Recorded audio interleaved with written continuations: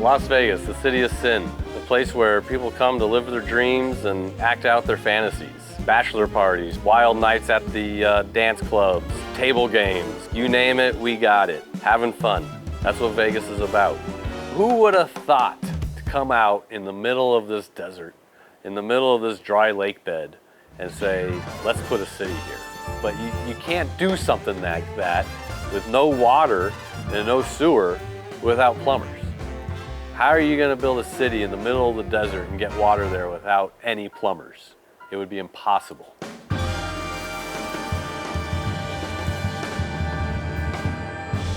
For over 55 years, Universal Plumbing and Heating have been a mainstay in the desert town of Las Vegas, Nevada. David Kerzetski shows us what it takes to be a plumber in the Sin City.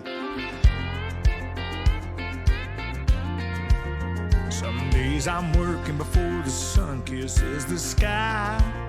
I watch the world wake up from the seat of my truck. I'm out here earning my piece of the pie. A good honest buck, no it ain't love. I was taught to do the things I do so I don't depend on anyone. I work hard enough through the year so I play whenever I want. I have more than I deserve, including a wife who says I'm hot. Yeah, it's better than a good life that I got.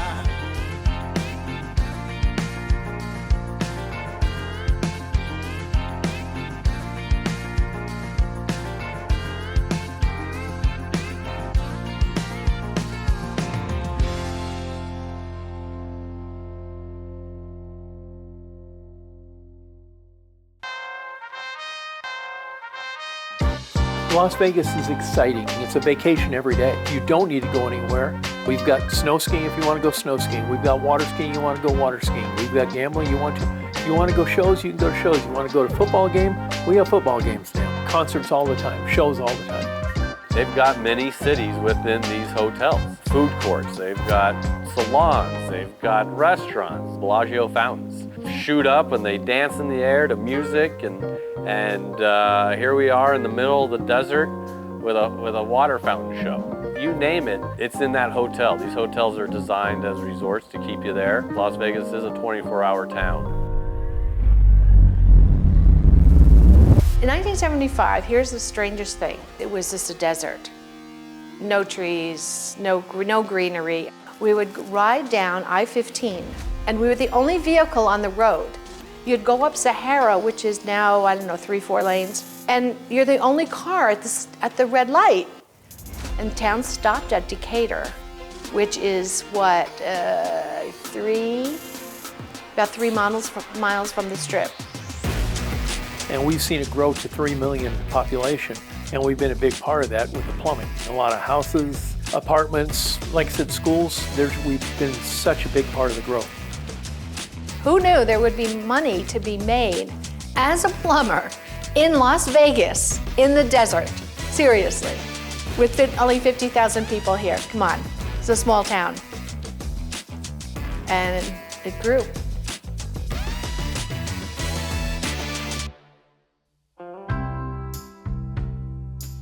My husband had done his tour of duty in Vietnam, came home, he went to NJIT, and he got his mechanical engineer's degree in 3 years. And once he got out, his brother was already in Las Vegas, and he encouraged my husband and I to come out. And my husband had a couple interviews, and next thing I know, we were selling our home in New Jersey and moving out here. My dad started working for a local plumbing company, O'Rourke Plumbing. And then he kind of got stolen away by the owner of Universal Plumbing and Heating. Prior owner to Universal Plumbing decided to go into the supply business. He offered the company to my husband. He wasn't leaving his company just to anybody. He knew what he had in my husband, and he offered it to my husband. And my husband came home and he talked to me, and he talked to his brother-in-law, and his brother-in-law said, if you're going to go into business, you have to do it while your kids are young. At the time we had 2, we were having going to have our third. We said, okay, well, if we're gonna go into business on our own, if we're gonna do this, we gotta do it now.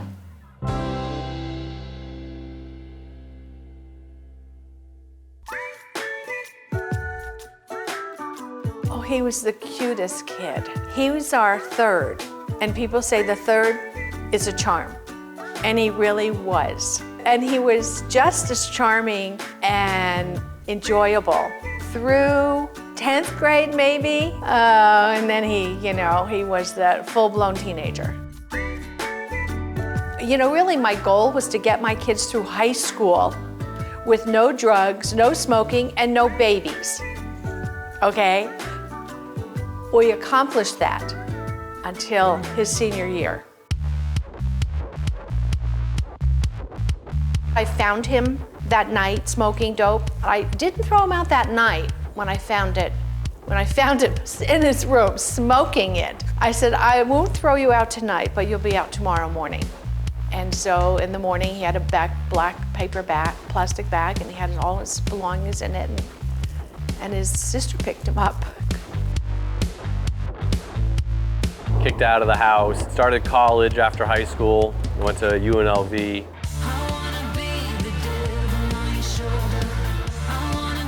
I partied up a little bit too much at UNLV. They asked me not to come back nicely. I agreed and did not go back. I did my own thing for a while, working odd jobs here and there. And one day I just happened to be in front of a calculator and it hit me in the head and I started going 15 times 8, 7 times 8. Like, what the heck am I doing with my life? I'm making no money, I'm going nowhere fast. Not real too keen on going back to the folks to beg for a job, to admit that I didn't make it, That's a tough thing to do. I went to my parents' house one night for dinner, I remember, and I was sitting there and I said, is Universal Plumbing hiring? And my mom said, if you can pass the drug test. I said, well, give me a week. I said, okay, but you're gonna be subject to random drug testing here. That next week I went and took my own drug test because I was not gonna fail this drug test, cleaned my act up, and came to work for Universal Plumbing. It was tough for him because he was always the boss's kid. It's tough on you when you are that, and everyone, basically hates you because you're the boss's kid. No matter what you do, they're on you. You gotta, prove yourself even more. I can't say they welcomed me with open arms. I had to work for it, of course. He put me right out in the field, digging ditches and lugging pipe and the hardest stuff that you could imagine. He had a guy, Curtis Schwartz, was his main mentor in the trade, coming up. Curtis worked with him and yelled at him, treated him like a dog all the way through. Whatever Dave did, it was never right. But Curtis was always on until Dave finally had enough and told Curtis, I'm doing it right, I'm doing what you tell me. And then Curtis backed off. So he had to work hard. Everything he did, he earned.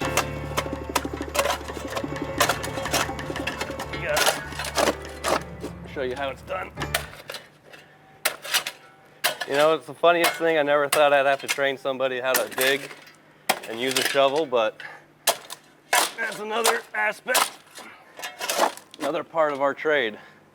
Some people have never shoveled before. This is where I started, in the trenches, getting yelled at for having rocks in the trench. My nickname was Dirt Clod, because there was too many dirt clods in the trench, so my boss started calling me Dirt Clod. And then everyone started calling me Dirt Clod. And then I realized it was my initials anyways, DK. So what am I gonna do about it? But one thing about digging, I enjoy coming back to digging and doing this stuff. It allows you to think, allows you to get away from the hustle bustle sometimes and get a nice little workout. In a 12-year period, David has taught over 300 plumbing apprentices through the Las Vegas PHCC. I was 24 years old when I started teaching the first year apprenticeship class. My dad was my third year instructor. He taught in the program for over 12 years, been a part of the program forever. And when I graduated the program, I was on the board. I was helping my dad teach because I was actually going to look into taking over his class, but then this opportunity came, so I jumped on it. So he was an instructor for first year apprentices. He loved it. He loved it. He just loved the industry and it showed. I wasn't expecting a paycheck or anything. I was just going in to give a hand, to give back, to give back what was given to me. Through the 12 years, I've probably taught at least 300 apprentices came in and out my door. At one point, we were connected with the community college. I actually had not just plumbing apprentices in my class, but I had whoever wanted to take a plumbing class through the community college was in my class. So at that point, I actually became a college professor, if you want to think of it that way. Every one of our plumbers that went through the apprentice program and got their journeyman's card, I'm going to tell you, they're all married. They all have kids. They all have homes. They all have cars. They're doing really well. Do you know how much these people make? I mean, these guys are making over $100,000 a year. It's not a joke being a plumber. It's a respectable industry. All right, so here we are. We're in a parking garage that we're doing. It's called Herb's Parking Garage, right across the street from Allegiant Stadium, where the Raiders play, the Las Vegas Raiders play. People will say, well, what kind of plumbing is in a parking garage in Las Vegas? Well, we have rain. We get rain, a lot of rain at some point of the year. And so here we got our PVC roof drains. I believe that's 8-inch PVC roof drains. We're coming down from the upper floors, of course. And other things we have in garages are hose bibs, roof drains, floor drains, and then elevator sump pits also. Parking garages are a weird beast, sort of, because there's one thing you got to remember in a parking garage is clearance. We've got clearance we got to think about. We've got pipes up here. We got to get cars through this parking garage without hitting our pipes. So that's one thing we've always got to be concerned with here is the height of our pipes. So there's a lot of coordination involved in a parking garage. Even though it seems like it's a small job and not a lot to it, there's a lot of coordination to it. We got fire sprinkler lines running through here. And if you can look back, you can see we're hugging this fire sprinkler line with our roof drains. There's coordination involved in that. You got to be able to talk to other trades and be able to coordinate where your pipes are going, where their pipes are going, where that wall's going, where this wall's going.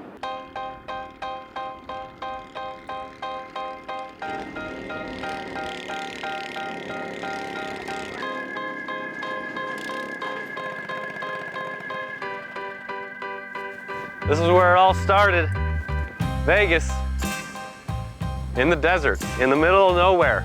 Somehow we came out here and we found water underground, and we found water out there in the middle of the desert in a lake, and we pulled it out and we created a city.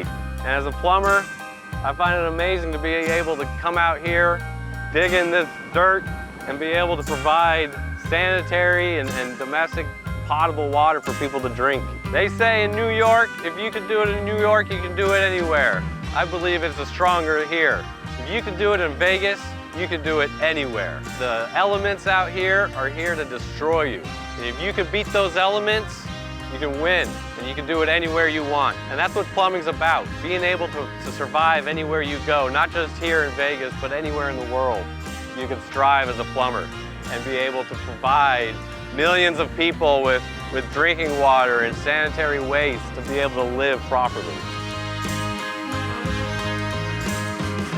Rich, David's dad had pulmonary fibrosis, double lung transplant, and so was touch and go. So he calls me up, but he said, Vic, don't ever let anyone tell you that plumbers aren't important, because all that oxygen that he was breathing coming through the medical gas lines, that helped him, that saved him. That's another thing people don't realize plumbers do. When I say protect health and sanitation of the nation, sewer, gas, water, medical gas, acid waste, it just goes on. It's endless. The stuff that plumbers do.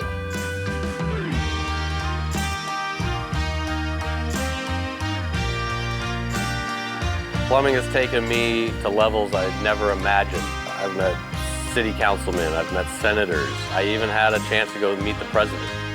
About 4 years ago, we were asked to go speak with the president at a round table about our company and about what we're doing here at our company. And as a plumber, as anybody, you would never imagine being able to go meet the President of the United States, no matter who they are. I mean, that's a dream of an American, is to be able to go and meet the President of the United States, and that's something I was able to do through the plumbing trade. It really makes you think about what you really are doing for people. Plumbing is a career. Plumbing is a lifestyle to me. There's nothing else, right? There's nothing else but plumbing. Life is plumbing. If it wasn't for plumbing, I don't think I'd be here. I don't know where I would be without plumbing. Plumbing gave me a direction in life, I'll tell you that. I'm David Kerzetski, and I'm an American Plumber.